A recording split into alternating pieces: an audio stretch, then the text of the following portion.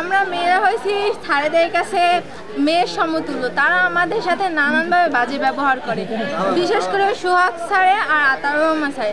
আতাউর রহমান স্যারের আমাদের ক্লাস হচ্ছে ইসলাম, কিন্তু সে আমাদের ইসলাম ক্লাসের প্রসঙ্গ বাদ দিয়ে নানান হাবিজাবি মানে এমন এমন প্রসঙ্গ বলে যেগুলো আমাদের ধারণার বাইরে। আমরা আমাদের নিরাপত্তা চাই আমাদের স্কুল থেকে। আমার বোনের একজন তার মান সম্মানের দিকে হাত দিছে এবং যে অন্য মেয়েদের সাথে সে করবে না এটা তো আর কেউই জানে না। তাই আমরা চাই তার পদত্যাগ এবং যাতে সে অন্য কোনো স্কুলে চাকরি না পায় এর জন্য। অসভ্য কোনো কাজ জানি আর কোনো প্রতিষ্ঠানে না হোক, আর আমাদের স্কুলেও জানি এইসব কিছু আর না হয়, তার প্রতিবাদই আমরা চাইছি। আমরা চাইছি এর বিচার, কঠোরতম বিচার চাইছি। থানায় এরা দিয়েছিল, তো সেটার প্রেক্ষিতে আমরা শোনার সাথে সাথেই প্রয়োজনীয় পদক্ষেপ গ্রহণ করেছি। বিভাগীয় যে পদক্ষেপ আমরা তাকে একটু শোকজ করেছি, নীতি ঘটনাটির বিষয়ে তদন্ত করার জন্য 5 কার্যদিবস সময় দিয়ে 3 সদস্যের তদন্ত কমিটি করে দিয়েছি।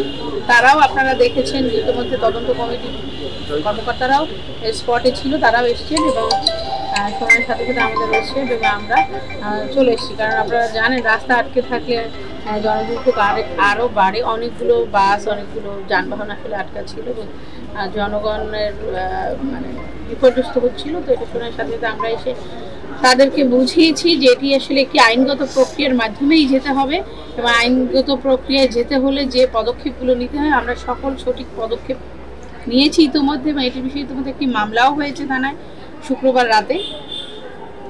তারাও তাদের প্রয়োজনীয় যে কার্যক্রম আছে আমাদের ওসি সাহেব তিনি নিয়েছেন তার জায়গা থেকে। আমার বিভাগীয় ব্যবস্থা, যেহেতু আমি স্কুলের সভাপতি হিসেবে আমার বিভাগীয় ব্যবস্থা গ্রহণের যে ধাপ, প্রত্যেকটি ধাপ আমরা অনুসরণ করে পরবর্তী প্রয়োজনীয় যে ব্যবস্থা সেটি নিব। আমরা তদন্ত কমিটির রিপোর্ট পাওয়ার সাথে সাথে রিপোর্টের ভিত্তিতে আমরা ওনার বিরুদ্ধে যে ব্যবস্থাটি গ্রহণ করার মতো সেটি আমরা সাথে সাথে ব্যবস্থা নিব। আর স্টুডেন্টদের আমরা ইতিমধ্যে ক্লাসমুখী করতে পেরেছি, তাদেরকে আমরা বলেছি যে যদি তিনি দোষী হন তিনি আইনের আওতায় এসে শাস্তি পাবেন, কিন্তু তাই বলে আমরা পড়াশোনা থেকে তো আমাদের স্টুডেন্টরা বিরত থাকার কোনো সুযোগ নেই। কারণ তারা আমাদের দেশের ভবিষ্যৎ, তারা আমাদের পরবর্তী প্রজন্ম।